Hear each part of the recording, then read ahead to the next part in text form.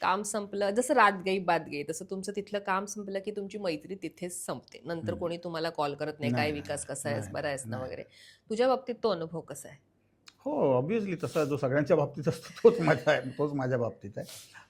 But कसं असतं आत्ता किती जण कॉन्टॅक्टमध्ये आहेत? तेव्हा कसे होते सवंगडी सगळे? नाही, नाही. बघ कसं असतं ना, तर तू एखाद्या प्रोजेक्टमध्ये आहेस आणि तो खूप काळ एकत्र आहात तुम्ही. आता एक हं, नाटक आहे. हं, नाटक आहे आणि त्याचे खूप प्रयोग आहेत. महिन्याला 20 प्रयोग, 25 प्रयोग आणि काही वर्ष हे नाटक चालतं. बरोबर? हं, सो तुम्ही कनेक्टेड असतातच एकमेकाशी भेटणं, भेटी-गाठी वगैरे सगळं चालू असतं. हं. कालांतराने ते नाटक बंद होतं. तुम्ही वेगळ्या कामाला लागतात, ते वेगळ्या कामाला लागतात. तुमचे टच कमी होतात. कमी होतात. ओके? हं, हं. तुम्ही एखादी मालिका करताय. ती मालिका काही वर्ष चालते. तो तुमचं रोजचं येणं-जाणं त्या मालिकेनिमित्त तुम्ही काही इव्हेंट्सला भेटत असता किंवा तुम्ही एकत्र इव्हेंट्स ते करत असता. हं, हं, बरोबर? हं. किंवा त्या मालिकांमधलेच काही लोक एका पिक्चरमध्ये असतात. त्यामुळे तुमचे कनेक्शन्स चालू असतात कुठे ना कुठे, कुठे ना कुठे भेटीगाठी चालू असतात. पण अगदी जेव्हा तुम्ही लांब पडता ना, तेव्हा तेव्हा खरा माणूस कोण आहे ते कळतो. म्हणजे फोन नाही, आपण फोन केला तर उचलायचा नाही. का तर ह्याचं काही चालू नाही, ह्याच्यापासून मला काही फायदा नाही. असे नाही नाहीचा जो काही पाडा असतो ना बॉस, तो मी आयुष्यामध्ये खूप झेललेला आहे. हं, हं, हां, हं, हं. पण मी एवढं पण सांगतो, की माझ्या कठीण काळामध्ये खूप लोकं उभी राहिली. हं. मी अजिबात कुणावर नाराज नाही ना, मी आयुष्यावर नाराज आहे ना, मला माझ्या आयुष्यात आलेले जे लोक आहेत, मी त्यांच्यावर नाराज आहे. ते लोक माझ्या कठीण काळामध्ये सगळे उभे राहिले, माझ्या पाठीशी उभे राहिले, माझ्या बायकोच्या पाठीशी उभे राहिले, कळलं का? आणि मला मॉरली सपोर्ट खूप मला केला लोकांनी. म्हणजे हॉस्पिटलमध्ये सुद्धा जेव्हा मी बेशुद्ध अवस्थेत होतो, तेव्हा पण बरीच येऊन गेली. अवधूत गुप्ते, मंगेश देसाई, सागर कारंडे तर काय तो बालपणीचा तुझा मित्र आहे मित्र. तो. हं. तो सुद्धा आला आणि बरीच मंडळी येऊन गेली. मला नंतर कळलं बायकोकडून, की हे लोकं येऊन तुला भेटून गेले आणि खूप लोकांनी फंड रेझिंग केलं. माझ्या हं. नकळत सुद्धा. प्रशांत दामले आहेत, अंकुश चौधरी आहेत. पॉलिटिकली एकनाथ शिंदेंनी खूप हेल्प केली मला त्या काळामध्ये. आणि असे बरेच लोक आहेत की ज्यांनी माझ्या पाठीशी उभे राहिले. त्यामुळे या ज्या छोट्या-छोट्या गोष्टी आहेत ना, हे मी खूप मागे टाकून आलोय. आयुष्यापुढे काहीच नसतं. बरोबर. जेव्हा तुझं आयुष्य जाणार होतं, तेव्हा तुला किती लोकांनी हेल्प केली हं. हे फार महत्वाचं आहे. कुणी महत्वाचं आहे. नाही केली हे इम्पॉर्टंट अजिबात नाहीये. उघडत बसणं काही पॉइंट महत्वाचं नाहीये. आहे. खूप मोठा चमत्कार देवाने केलाय ना तुझ्या आयुष्यात. समजा काही लोकांचं आयुष्य तेवढंच असतं. आय आय वॉज किती वय होतं माझं? आता मी 38 इयर्सचा होतो, जेव्हा हे सगळं झालं तेव्हा.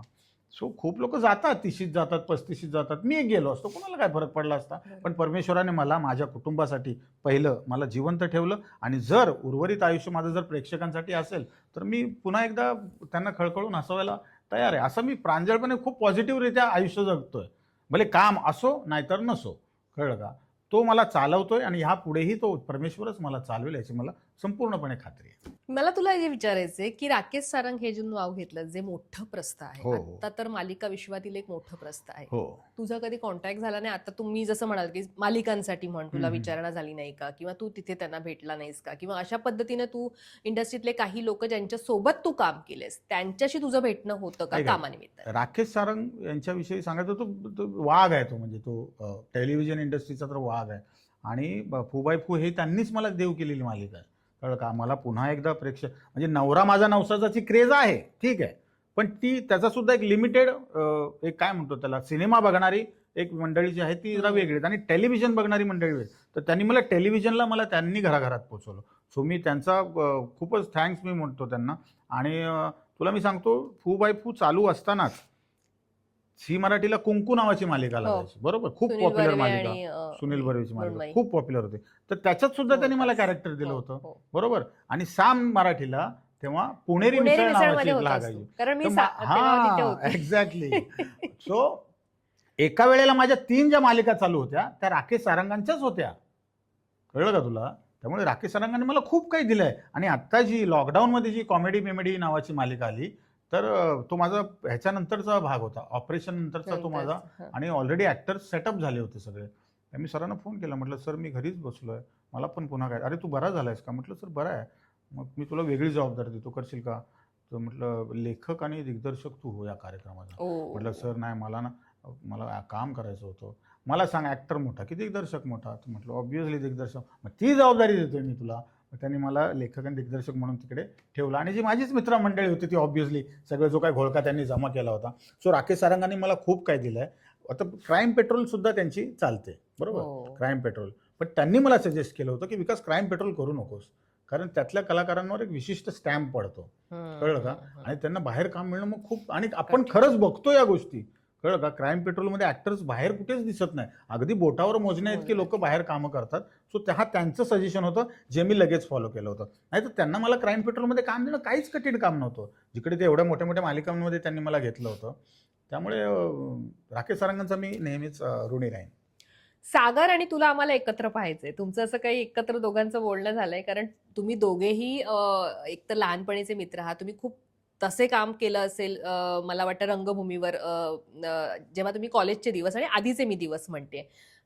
पण आत्ताचा जो काळ आहे ना, की आता तुमचं दोघांचंही एक नाव आहे इंडस्ट्रीमध्ये आणि त्यामुळे तुम्ही दोघं एकत्र मिळून काही कराल अशी परिस्थिती पुढे असेल असं तुला वाटतं का? Of course, why not. सागरशी मी तर बोलेन या विषयावरती. आम्ही बरीच कामं केलीत एकत्र. अगदी आम्ही वेन वी वर नो बडी तेव्हा आम्ही गावातली छोटी मोठी नाटकं करायचो. कॉलेजमध्ये काही प्रेझेंटेशन असेल तर ते करायचो. आमच्या बिल्डिंगमध्ये पण सुद्धा मला वाटतं एकदा सागराने आम्ही काहीतरी केलं होतं छोटं मोठं. पण आणि तो मिमिक्री खूप चांगली करायचा, त्यामुळे त्याचे परफॉर्मन्सेस जास्त व्हायचे. आणि मग नंतर नाटकांमध्ये आम्ही एकत्र काम केलं. भाग 2 मध्ये सुद्धा मी, तो पहिल्यापासून होता, मग मी भाऊचा का कोणाचा तर प्रॉब्लेम झाला होता, तर मी त्या रोलसाठी उभं होतो. आम्ही ते केलं. आम्ही काही इव्हेंट्स भरपूर केल्या आणि कॉमेडी एक्सप्रेसमध्ये तर आम्ही भरपूर काम केलं. बरीच वर्ष आम्ही एकत्र काम केलं.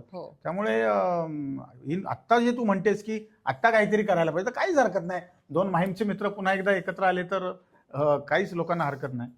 बँड्रा आणि शिवाजी पार्कवाले एकत्र येऊ शकतात, तर माहीम मधले एकत्र का नाही येऊ शकत? डेफिनेटली एकत्र यायला काहीच हरकत नाही, आणि लोकांसाठी ती मेजवानीच असेल ऑब्व्हियसली. ऑफकोर्स. मला सागरविषयी तुझ्याकडनं ऐकायला आवडेल. तुम्ही दोघं, तुमची जी जोडी होती लहानपणापासूनची म्हणजे आत्तापर्यंत, आणि आता तर तो बिग बॉस मध्ये आहे, तर ते मला सागरविषयी तू बोलशील जास्त. सागरची आणि माझी ओळख झाली 1994 साली. आम्ही राहायचो बाजूबाजूच्या कॉलनीमध्ये, म्हणजे माहीमला आमची पोलीस क्वार्टर्स होती आणि त्यांची फिशरमन कॉलनी होती, म्हणजे ज्याला आपण माहीम कोळेवाडा म्हणतो. सो पण आम्ही ज्युनियर कॉलेज आमचं कुठलं लोकमान्य विद्या मंदिर जे शीतला देवीला होतं, तर तिकडे मी 12वीला आणि हा 11वीला, असं 1 वर्षाचा डिफरन्स. 1 वर्ष लहान आहे तो माझ्यापेक्षा. 1 वर्ष पण 6 महिन्यानेच लहान आहे, पण तो अकॅडमिकली तो माझ्यापेक्षा 1 वर्ष लहान होता. तिथे आमचा तो एक 11वी आणि 12वीचा ग्रुप जमला. आणि त्याचा जो भाऊ आहे सतीश कारंडे, कझिन आहे त्याचा, तो माझ्या वर्गातला होता. आणि मग तेव्हा सागरची आणि माझी खूप तेव्हा गट्टी जमली. आणि मग तोपर्यंत ऍक्टिंग काय वगैरे वगैरे हे काही माहिती नव्हतं, तरी सुद्धा आम्ही छोटं मोठं काय ना काय तो मिमिक्री करायचा. मग काही लोकांची नक्कल कर, ग्रुपमधल्या काही लोकांची नक्कल कर, किंवा आमचे जे प्रोफेसर्स होते आमचे, मला आठवतंय माने म्हणून आमचे पीटी सर होते, त्यांना तो खूप चांगला मिमिक करायचा. आजही आम्ही कधी भेटलो तर आम्ही माने सरांच्या आवाजात एकमेकाशी आम्ही बोलतो. आणि मग हळूहळू मग सिनियर कॉलेजला आलो. मग मी व्यावसायिकला गेलो. मग तसं त्याचं व्यावसायिकला खरंच काही चालू नव्हतं. मग संतोष पवारची बाय द टाइम माझी गट्टी झाली होती. आणि मग यदा कदाचित भाग 2 नावाने एक नाटक आलं, बरोबर. त्याच्यामध्ये कसं होतं, आता यदा कदाचित मध्ये कसं कौरव पांडव असं सगळं होतं. यदा कदाचित भाग 2 मध्ये पात्र अशी होती की मराठी नाटकांमधले जे फेमस पात्र आहेत ते एकत्र येऊन हे नाटक करतायत. म्हणजे ती फुलराणी म्हणा, आपला तो मी नव्हेस मधला आपला सावळा कुंभार, अशी बरीच महत्वाची तळीराम, हे सगळे एकत्र येऊन ते नाटक करतात. मग त्याच्यासाठी संतोषकडे मी सागरचं तेव्हा नाव सुचवलेलं, आणि संतोष बोलला तू बोलतोयस म्हणजे ओकेच असणार. मग ते सागरचं पहिलं व्यावसायिक नाटक. आणि मग तेव्हापासून त्याने काही मागे वळून बघितलंच नाही. मग त्याच्यानंतर मग फू बाय फू मध्ये सुद्धा तो माझ्या नंतरच आला. मला वाटतं सेकंड नाही 3rd सीझनला तो आला. आणि मग त्याची आणि सुनील तावडेची खूप चांगली जोडी जमली, कळलं का. आणि बऱ्याच लोकांनी सांगितलं होतं सागरला, जेव्हा तो आला होता म्हणजे स्क्रीनवर दिसायचा फू बाय फू किंवा, तर त्याला खूप मोठी मोठी नावं होती. ते म्हणायचे की ये नाही चलने वाला, ये लडका नाही चलने वाला. लुक कसा आहे त्याचा, आणि प्रेझेंटेशनच नाही आहे, तब्येत बघ कशी आहे, आणि एक प्रेझेंटेशन लागतं ना एक बॉडीमध्ये, तसं काहीच नाही याच्यात. मी सांगायचो सागरला, म्हटलं हे सोडून दे, यांच्याकडे लक्ष देऊ नको अजिबात, कळलं का. तू जाणार पुढे, मला माहिती आहे. मी काय देखणा होतो, ऋतिक रोशन होतो, आलो ना इथपर्यंत, तसं तू पण येणार. असं मग कालांतराने हळूहळू काळ गेला. कॉमेडी एक्सप्रेस संपलं, मग त्याने त्याची वाट पकडली, मी माझी वाट पकडली आणि मग मी जास्तीत जास्त नाटकांकडे वळत राहिलो. पण एका स्टेजला मी नाटकं संपवली आणि मी जो 8-10 वर्षांमध्ये मी 45 पिक्चर केले. हो, तू मी सिनेमे नाटक केलेस. संपवून ऑलमोस्ट 45 फिल्म्स मी केल्या. पण सागरने तेव्हा तेवढं फिल्म्स नाही केल्या, कारण त्याला टेलिव्हिजनला कामं मिळत राहिली. मग हवा येऊ द्या आलं आणि त्याचं जीवन अक्षरशः बदलून गेलं. म्हणजे ओव्हरनाईट म्हणतात ना, ओव्हरनाईट हे सगळे लोक फेमस झाले होते.